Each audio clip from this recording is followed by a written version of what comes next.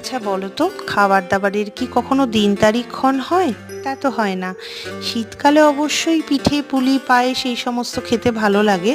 তবে বর্ষাকালে যদি এই ধরনের খাবারের আবদার করি তাহলে আজ রায়বাবু বাড়িতে আছে, আর তার কানে যদি কখনো কোনো খাবারের কথা যায় যে এটা খেতে ইচ্ছা করছে, সে তার অর্থ দিয়ে, তার সাধ্য দিয়ে, তার পরিশ্রম দিয়ে এবং সর্বোপরি তার সময় দিয়ে সে কিন্তু এই খাবারটা বানিয়ে